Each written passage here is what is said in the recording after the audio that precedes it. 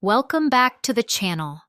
In today's video, we will continue our story of a woman whose sister threw a tantrum just because the woman was chosen to be the maid of honor and not her.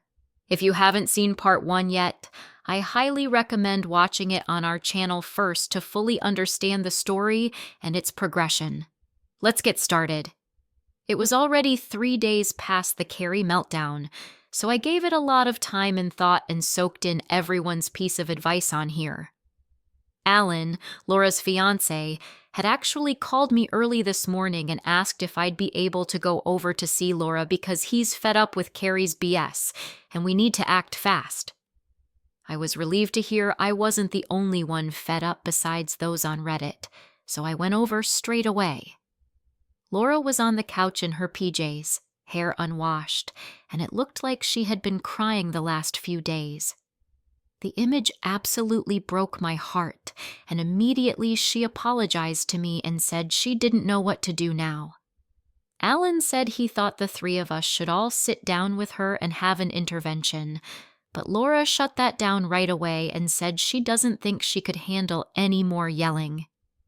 I agreed that being yelled at is the last thing that Laura needs, and it should just be me and Alan, but Laura was nervous about that too. She didn't want Carrie to feel like she was being bombarded, so finally, after a few back and forths, Laura decided that she just wanted me alone to talk to Carrie without Mom and Dad and her. So together we made a list of things that I needed to address with her, so that way things don't steer off topic, such as how it's unacceptable to yell at a pregnant woman no matter the circumstances, how disrespectful she was to criticize anything with the wedding and the name-calling, and of course, the most important part about her crying in order to be maid of honor. I also decided to bring up to Laura the fact that Charlotte and I, the other bridesmaid, were planning to have a fun bachelorette slumber party in a few days to help Laura celebrate. Laura's face lit up, and she seemed excited. I told her it was supposed to be a surprise, and Carrie was supposed to come, but given the circumstances and the fact that it's at my flat, I don't want her there anymore, and I wanted to see if Laura was fine with that. She said she was, and that she'd much rather have her other friend over instead of Carrie. I told her that was completely fine, and after some more talking, I made my way to Mom and Dad's to see Carrie. As soon as I walked in, Mom asked me what I was doing there, and I told her I needed to speak to Carrie. Mom looked around and in a hushed robe told me it's best I leave because the last 3 days after things were resolved, Carrie has been perfectly happy, and no one in this family needs any more drama. I told Mom I was sorry, but things in fact were not resolved. They were far from resolved. That's when Carrie walked into the kitchen and asked what was I doing there. Mom tried to brush it off and say nothing. Amy was just coming to get something, but she's on her way out. But I told her, no, actually that's a lie. I'm here to talk to you about what happened the other day alone. Carrie didn't seem pleased, and Mom's face was as red as a tomato, but Carrie and I proceeded to go into her bedroom to talk. I firstly told her how completely unacceptable it was for her to raise her voice and scream at a pregnant woman because of how harmful it was for the baby. Immediately, Carrie scoffed and said, "No, it isn't. Don't make up lies to make me feel guilty." I told her what lies, and she said, "The baby isn't going to be affected just because I raised my voice. It doesn't even know what's going on, and you're just making stuff up." What the? This girl, I swear. I decided it's no use arguing with stupid, so I told her pregnant or not, this was Laura's wedding, not hers. And all of the name-calling she did and harsh criticism of the decorations was completely childish and unacceptable. I then brought up the fact how her throwing that tantrum to get her way was the most childish thing I've ever seen in my life, and that if things were reversed and I made Laura take away Carrie's maid of honor job, she, Carrie, would have lost her mind. So how was it in any way all right for her to do it to me? In response to that, she told me I'm acting so pathetic and that I reek of jealousy. She then said, "There's no real problem here. You're just jealous Laura decided she wanted me after all." I told her this was false. She wanted me. Otherwise, she wouldn't have asked, but agreed to make Carrie maid of honor to stop the fighting.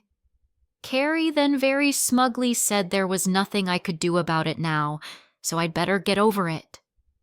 That's when I told her she was no longer welcome to the sleepover we had planned, and that Laura also did not want her to come until Carrie decides to apologize to me, Laura, and our parents for her outrageous behavior. She was no longer welcome in my and my fiancé's home. Suddenly, Mom burst through the door, I'm assuming she was listening in, and went completely ape.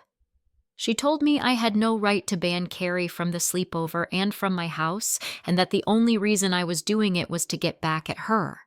She told me I was stirring up unnecessary drama, and that at least Carrie didn't mean to hurt feelings the other day, whereas right now I'm doing it on purpose. This is when Carrie begins to cry and moan about how I'm always bullying her and I'm not being fair.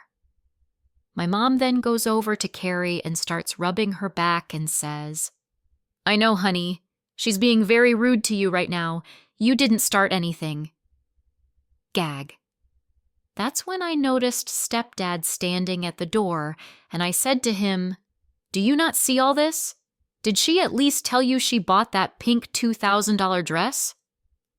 Dad looked awkwardly between my mom, sister, and me before saying, "I think everyone is stressed out, and no one means what they say. Sisters fight, and I know by the end of the wedding you'll all be best friends again." At this point, I really had enough. I told everyone I was leaving, and Mom got up and said the discussion wasn't over. I told her actually it was over, and unless Carrie apologizes to me and Laura, I will not be speaking to her.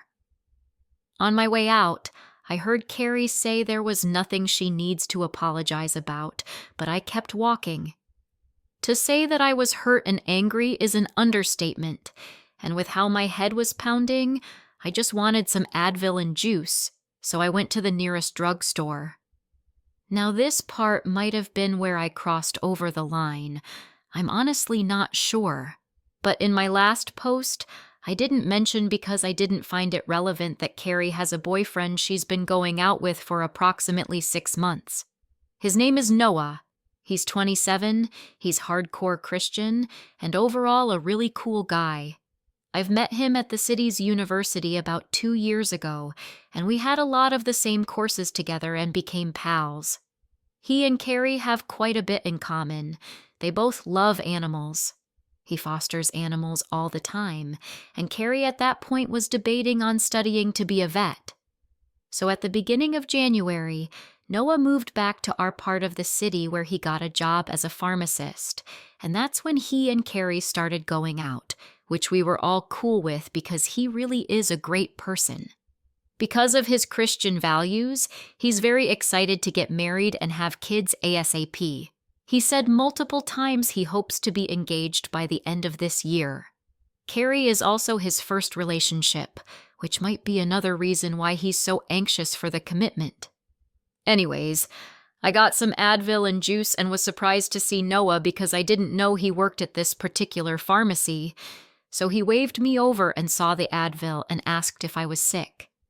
I told him no, just a headache from the wedding stress. He said, "Oh, Carrie never mentioned any wedding stress.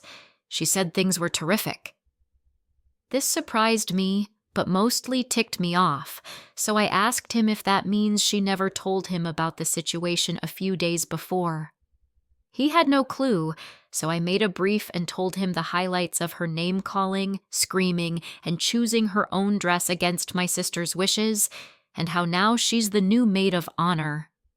This surprised Noah, and he said stuff like, "Are you sure? I know Carrie. She always hates yelling. She didn't actually make that big of a scene, did she?"